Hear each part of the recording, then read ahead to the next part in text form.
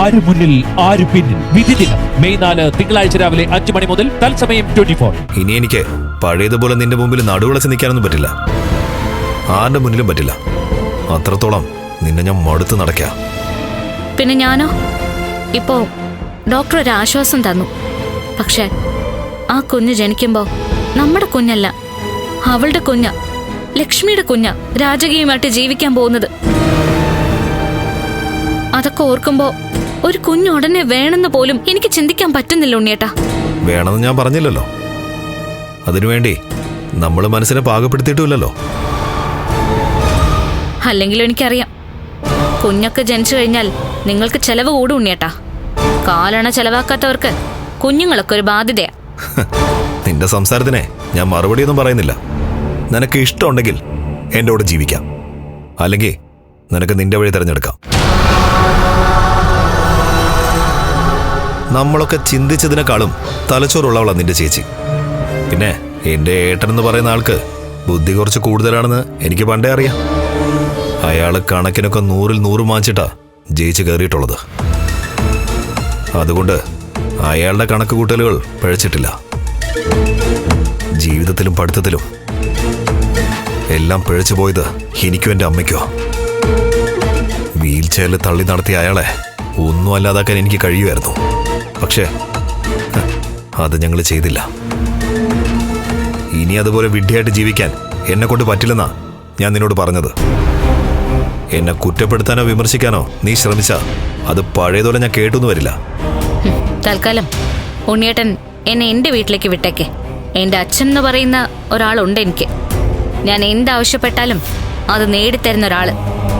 ആ അച്ഛനെ കൊണ്ട് കണ്ണന്റെയും മഹാലക്ഷ്മിയുടെയും കാര്യത്തില് ഒരു തീർപ്പുണ്ടാക്കാൻ പറ്റുമെന്ന് ഞാനൊന്ന് നോക്കട്ടെ. അയാളെ കൊണ്ട് ഒന്നിനും കഴിയില്ല. അയാളൊരു മണ്ടനാ.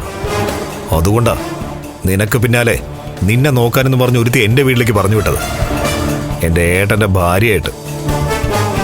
അങ്ങനെ ഒരു അത്യാഹിതം സംഭവിച്ചില്ലായിരുന്നെങ്കിൽ ഇന്ന് അയാളുടെ ജീവിതത്തിൽ ഒരു പെണ്ണ് വരില്ലായിരുന്നു. അയാൾക്ക് ഭാര്യയും കുഞ്ഞും ഉണ്ടാവില്ലായിരുന്നു. ഇപ്പോൾ അതേപ്പറ്റി പറഞ്ഞിട്ടൊന്നും കാര്യമില്ല. കരണേ, ഞാൻ നിന്നെ വീട്ടിൽ കൊണ്ടാക്കാം. വാ.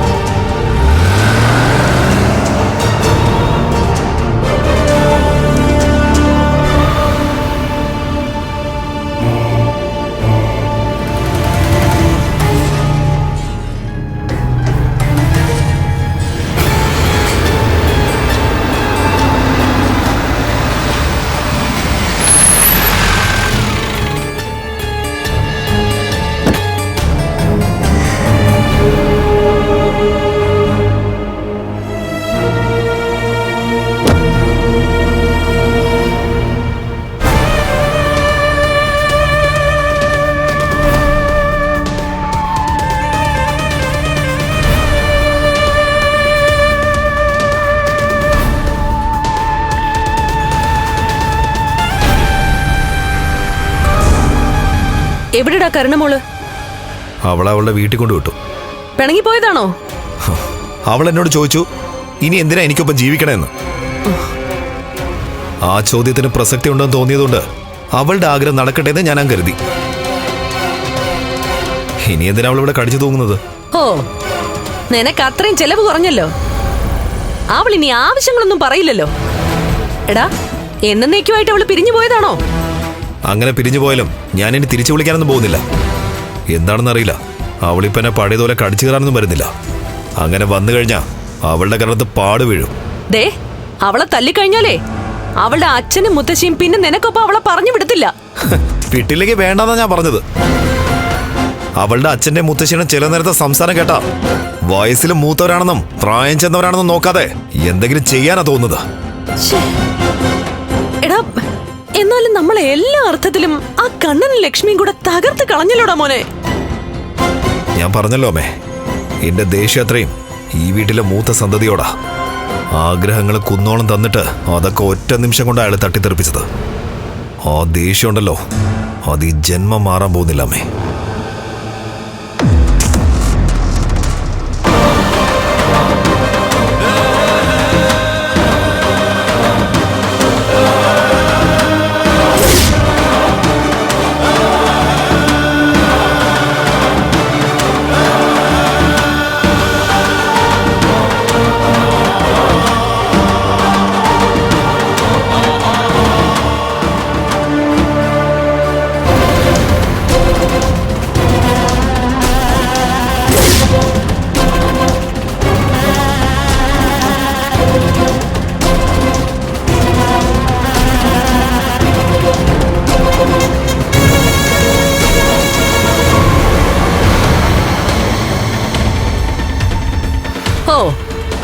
പെങ്ങളെ അളിയനെ നീ പോയി കൂട്ടിക്കൊണ്ടുവന്നോ? വന്നാൽ എന്താ കുഴപ്പം? സാഗർ ഈ വീട്ടിലെ മരുമകനാ. എന്നിട്ട് ഞാൻ മലയ്ക്ക് പോയ ദിവസമാ സാഗർ ഇവിടേക്കൊന്ന് വന്നത്. അത് പാടില്ലല്ലോ.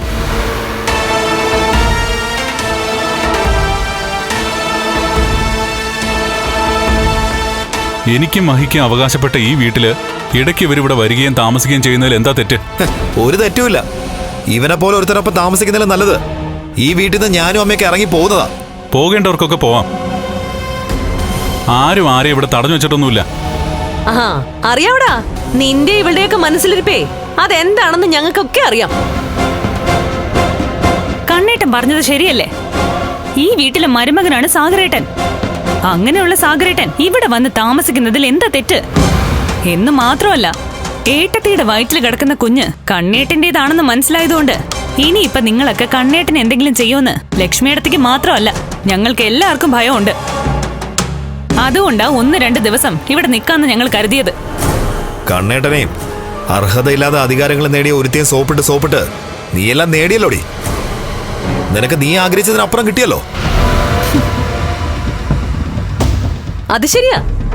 എന്റെ മോനെ ജോലിന്ന് പിരിച്ചുവിട്ടിട്ട് ഇവളെ ആ സ്ഥാനത്ത് പ്രതിഷ്ഠിച്ചല്ലോ ഒരുത്തി. അമ്മ ഒരു കാര്യം മനസ്സിലാക്കണം.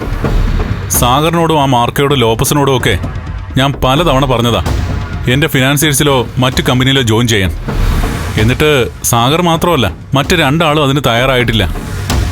ജോലി വെച്ച് നീട്ടിയിട്ടും അത് വേണ്ടെന്നാ ഇവർ 3 ആളും പറഞ്ഞത്. എന്നുവെച്ചാ അർഹിക്കാത്തതല്ല, അർഹിക്കുന്നത് ആർക്കും കൊടുക്കാൻ ഞാനും മഹിയും തയ്യാറാ.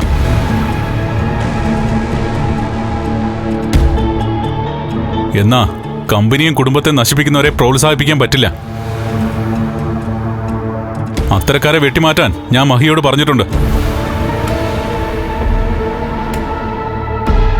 അതിനുള്ള പൂർണ്ണ അധികാരം അയാൾക്ക് കൊടുത്തിട്ടുമുണ്ട്. എന്തിനാ കമ്പനിന്ന് മാത്രമായിട്ട് വെട്ടിമാറ്റുന്നത്? ഞങ്ങളെ കഴുത്തുകൂടെ വെട്ടിമാറ്റിക്കൂടെ? അത് ശരിയാ. ഇങ്ങനൊരു വൃത്തികെട്ട തലയായിട്ട് നടക്കുന്നതിനേക്കാൾ നല്ലതേ അതങ്ങ് വെട്ടിമാറ്റുന്നതാ. ഡാ, നീ വഴക്കിടാൻ തന്നെയാണോ ഇവളെ ഇവനെയും കൂട്ടിക്കൊണ്ട് ഇങ്ങോട്ട് വന്നേ? ഞങ്ങൾക്ക് കണ്ണൻ സാറിനൊപ്പം 1-2 ദിവസം താമസിക്കണമെന്നുണ്ട്. ചിലപ്പോ മഞ്ജുവിനോട് നിർത്തിയിട്ട് ഞാൻ ഇന്ന് തന്നെ പോയിന്നും വരും. അതെന്തിനാ അങ്ങനെ പോകുന്നേ? സാഗരേട്ടൻ ഒരു ദിവസമെങ്കിലും താമസിച്ചിട്ട് പോയാ മതി. എന്റെ ഏട്ടനും ഏട്ടത്തിക്കോ അവകാശപ്പെട്ട വീട്ടിലെ അവർക്ക് ഇഷ്ടപ്പെട്ടവരാ താമസിക്കേണ്ടത്. അല്ലാതെ അവരെ കൊല്ലാനായിട്ട് നശിപ്പിക്കാനായിട്ട് നടക്കുന്നവരല്ല.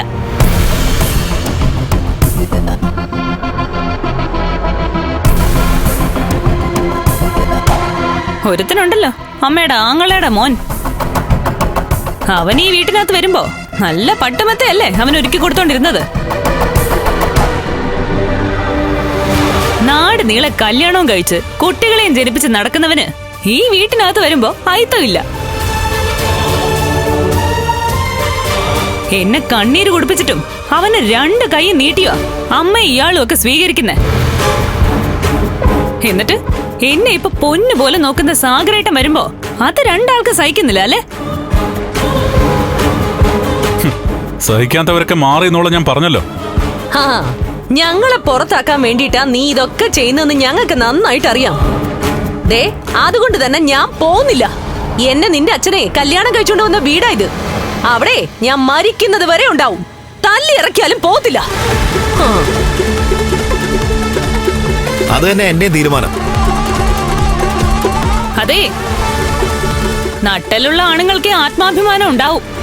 അതെ, എനിക്ക് നട്ടലില്ല. എന്റെ നട്ടലിന് ബലക്കുറവാ. പക്ഷേ 12ാമത്തെ വയസ്സ് മുതല് നട്ടലിന് ക്ഷതം പറ്റിയ നിന്റെ ഏട്ടനുണ്ടല്ലോ, നടു നിവർത്താൻ കഴിയുന്നില്ലെങ്കിലും തല നിവർത്തി പലതും പറയുന്നുണ്ട്, ചെയ്യുന്നുണ്ട്. അതിനൊക്കെ എന്തെങ്കിലും ഉത്തരം കിട്ടിക്കോളും. ആ ഉത്തരവാണ് ലക്ഷ്മിയെടുത്തി. കണ്ണേട്ടന്റെ മനസ്സിന്റെ നന്മ കൊണ്ടാ അങ്ങനൊരു ഭാര്യയെ കണ്ണേട്ടന് കിട്ടിയത്. ഇപ്പൊ കണ്ണേട്ടന് ഏട്ടത്തിൽ ഒരു കുഞ്ഞ് ജനിക്കാൻ പോകുന്നതേ കണ്ണേട്ടന്റെ മനസ്സിന്റെ വലിപ്പം കൊണ്ടാ. ആയിക്കോട്ടെ, എല്ലാവരുടെ മനസ്സിനും വലിപ്പമുണ്ട്. മനസാക്ഷി ഇല്ലാത്തത് ഞങ്ങൾക്കൊക്കെ. ഇനി എന്തായാലും ഇവരുടെ ഈ സ്വഭാവത്തിന് മാറ്റമൊന്നും ഉണ്ടാകാൻ പോകുന്നില്ല. ഒരു കല്യാണത്തോടെ കണ്ണൻ എന്ന എന്റെ ഏട്ടനെ എനിക്ക് നഷ്ടപ്പെട്ടു. അവരെ കെട്ടിയതോടെ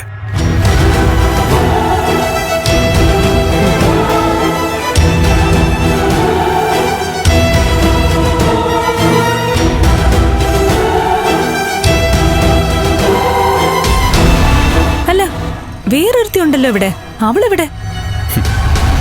അവൾ ഇവിടെ ഇല്ലെന്നാ തോന്നുന്നേ. അല്ലെങ്കിൽ അവളും വന്ന് അവളുടെ പാർട്ട് ക്ലിയർ ആക്കിയാനെ. സാഗറെ വാ.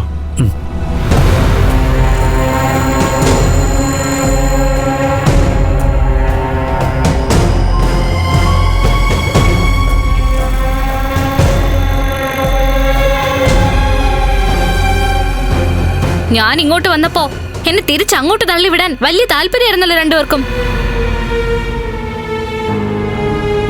എന്നാ കേട്ടോ, അവിടെ വരേണ്ടവര് വന്നു കഴിഞ്ഞു. മഞ്ജു മാത്രല്ല, അവളുടെ കെട്ടിയോനും.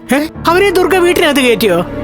ദുർഗയല്ല കയറ്റിയത്, കമലേശ്വരൻ തറവാടിന്റെ അവകാശികളാ, കണ്ണനും ലക്ഷ്മിയും. അവിടെ പിന്നെ എന്റെ അമ്മായിയമ്മയ്ക്ക് എന്തേലും പറയാൻ പറ്റുമോ? ജീവിതത്തിൽ ആദ്യമായിട്ട് എനിക്കൊരു നല്ല കാര്യം ചെയ്യാൻ തോന്നുക, മരിക്കാൻ. അയ്യോ,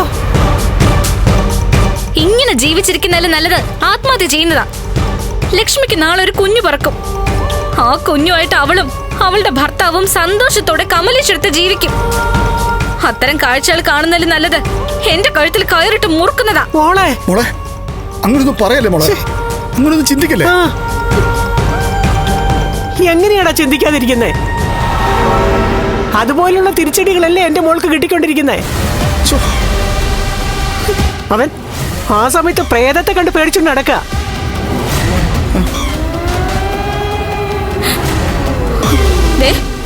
ഓർമ്മ വെച്ച നാള് മുതൽ എന്റെ അച്ഛനോട് എന്താവശ്യപ്പെട്ടാലും അത് അച്ഛൻ നേടിത്തരുമായിരുന്നു. ഇപ്പൊ പക്ഷെ അങ്ങനെയല്ല. ആഗ്രഹിക്കുന്നൊക്കെ കിട്ടുന്നത് ലക്ഷ്മിക്കാം. ഞാനിപ്പോ അവളുടെ ഒരു നിഴല് മാത്രമാ. എന്റെ അച്ഛൻ എനിക്ക് നേടിത്തന്നത് ഒന്നിനും കൊള്ളാത്തൊരു ഭർത്താവിനെയാ. ജോലിയില്ലാത്ത ഒരുത്തനെ ഒരു പെണ്ണും ബഹുമാനിക്കില്ല, അനുസരിക്കില്ല.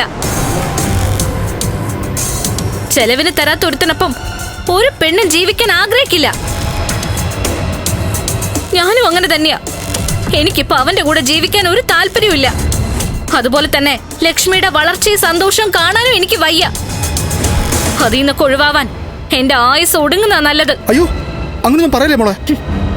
പറയുമല്ല, പറയുന്നത് അതേപടി ചെയ്തിരിക്കും. എന്റെ അച്ഛന് ഇനി എന്റെ ആഗ്രഹം ഒന്നും നടത്തി തരാൻ പറ്റില്ല.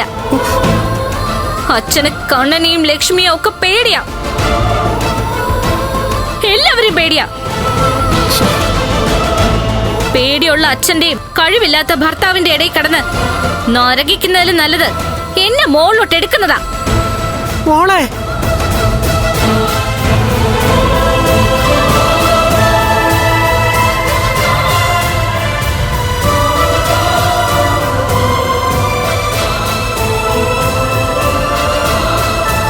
എടാ പ്രതാപ, നമ്മുടെ കുഞ്ഞു മരിക്കുന്നതിനെ കുറിച്ച് ചിന്തിക്കുകയാണല്ലോടാ. അവൾക്ക് എത്രയും പെട്ടെന്ന് സന്തോഷം കൊടുത്തേ പറ്റുള്ളൂ അമ്മേ. അവള് പറഞ്ഞ നേരാ. അവളൊരു കാര്യം ആഗ്രഹിച്ച അത് ഞാൻ നേടിക്കൊടുക്കാണ്ടിരുന്നിട്ടില്ല ഇതുവരെയും. അവളുടെ കണ്ണൊന്നും നിറഞ്ഞ അതിനുള്ള പരിഹാരം കാണാതിരുന്നിട്ടില്ല അവള് ജനിച്ചതിൽ. പിന്നെ എവിടെയും എന്റെ മോക്ക് മനസ്സ് നിറഞ്ഞു ചിരിക്കാൻ ഒരവസരം ഉണ്ടാവണം. അവളിനി എന്റെ മുമ്പിൽ നിന്ന് മരണത്തെ പറ്റി സംസാരിക്കാൻ പാടില്ലമ്മേ.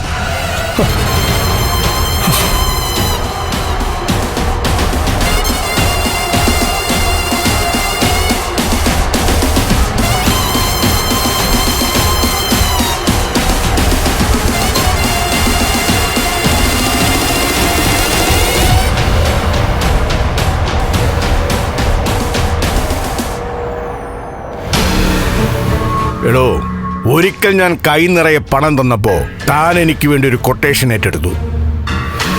അങ്ങനെയാണ് താൻ വിശ്വനാഥനെ തട്ടിക്കളഞ്ഞത്, കണ്ണനെ വീൽ ചെയറിലാക്കിയത്. അതുകൊണ്ട് ഇപ്പൊ എന്താ? അന്ന് പോയ വിശ്വനാഥൻ ഇപ്പൊ തിരിച്ചു വന്നിരിക്കുക എന്റെ പിന്നാലെ. തന്റെ കുഞ്ഞിന്റെ കണ്ണീരൊപ്പണമെന്നാണ് താനിപ്പോ എന്നോട് പറഞ്ഞത്. അങ്ങനെ കണ്ണീരൊപ്പണമെങ്കിൽ അവൾ ആഗ്രഹിക്കുന്ന കാര്യം സാധിക്കണം. അതുമായി ബന്ധപ്പെട്ടാണ് ഞാൻ നിങ്ങളെ കാണാൻ വന്നത്.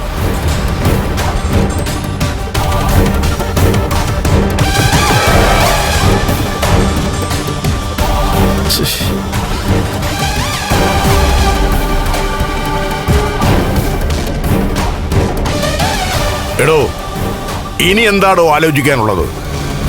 എല്ലാം നമുക്കൊക്കെ നഷ്ടപ്പെട്ടില്ലേ? എന്റെ മോനാണെങ്കിൽ ഒരു ചോദ്യം പോലെ എന്റെ മുന്നിൽ കിടക്കുക. എന്ത് ചെയ്യണമെന്ന് എനിക്കൊരു നിശ്ചയവുമില്ല. ഇനിയിപ്പോ തോമസ് വൈദ്യനൊക്കെ കൊണ്ടുപോകണമെന്ന് വിചാരിക്കുക. എന്നാലും രക്ഷ കിട്ടുമെന്നറിയില്ല. നമ്മൾ മൊത്തത്തിൽ തകർന്നു പോയല്ലോ വാമേട്ട. ആ തകർച്ചയിൽ നിന്ന് നമ്മൾ ഉയർത്തെഴുന്നേൽക്കണമെങ്കിൽ കണ്ണനും മഹാലക്ഷ്മിയും ഈ ലോകത്തുനിന്ന് യാത്ര പറഞ്ഞു പോകണവടോ. അതിനുവേണ്ടി ഒരുപാട് തവണ നമ്മൾ ശ്രമിച്ചതല്ലേ വാമേട്ട. എന്നിട്ട് അതെല്ലാം നമ്മളെ തിരിഞ്ഞു കുത്തല്ലായിരുന്നോ?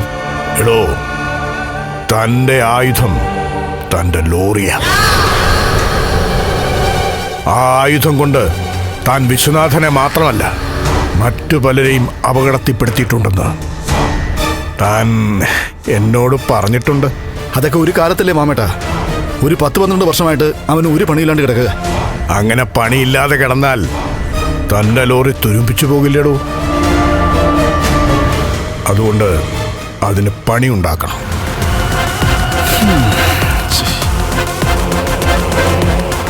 എടോ, മഹാലക്ഷ്മിയും കണ്ണനും ഒരുമിച്ച് യാത്ര ചെയ്യുന്ന ഒരു ദിവസം താൻ ലോറിയിൽ പാഞ്ഞു പോകണമോടോ അവരുടെ പിന്നാലെ. അതിനുശേഷം എന്ത് ചെയ്യണമെന്ന് ഞാൻ പറഞ്ഞു തരേണ്ട കാര്യമില്ലല്ലോ. ഒരിക്കലും അതിന് ശ്രമിച്ചതാ, പക്ഷെ വിധി അകന്നുപോയി. അന്ന് താനല്ലല്ലോ വണ്ടി ഡ്രൈവ് ചെയ്തത്.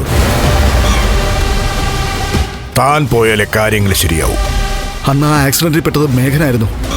അങ്ങനെ ഒരു അബദ്ധം ഇനി സംഭവിക്കാതിരിക്കാൻ താൻ തന്നെ ലോറി ഡ്രൈവ് ചെയ്യണമെന്നാണ് ഞാൻ പറഞ്ഞത്.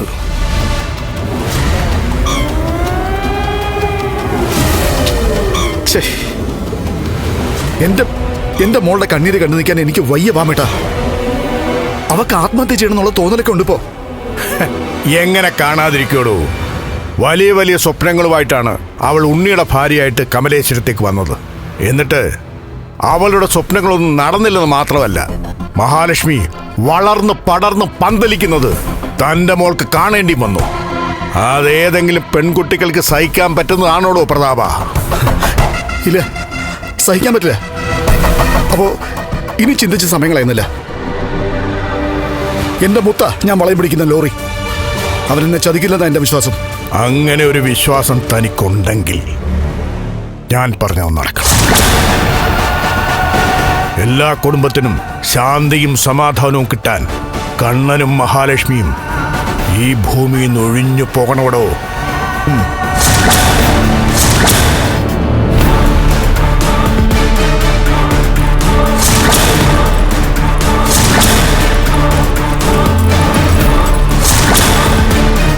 അത് ഞാൻ ഏറ്റുവാമേട്ടാ, ഏറ്റു.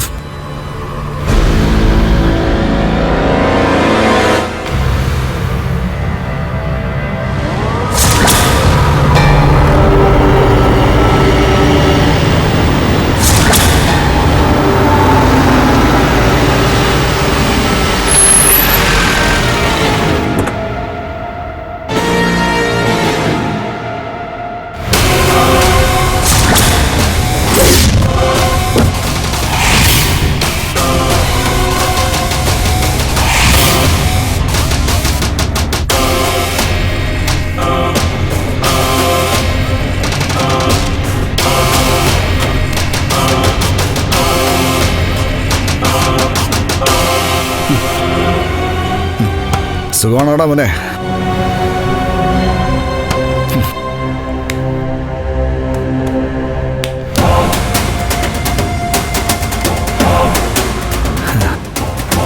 എടാ മോനെ, ഇടയ്ക്ക് നിന്നെ വെച്ച് ഞാനൊരു കളി കളിക്കാൻ ശ്രമിച്ചതാ. പക്ഷേ അന്ന് വളയം പിടിച്ചത് ഞാനല്ല. അതുകൊണ്ട് കാര്യങ്ങളൊന്നും അനുകൂലമായിട്ട് വരാതിരുന്നത്. എന്നാൽ ഞാൻ ഇനി ആ പതിവ് മാറ്റുന്നില്ല. ഞാൻ തന്നെ നിന്റെ വളയം പിടിക്കാൻ പോവാ. അതാണ് നിനക്ക് ഇഷ്ടമെന്ന് എനിക്കറിയാം. പക്ഷെ എന്റെ ആഗ്രഹം നീ സാധിച്ചു തന്നേക്കണടാ.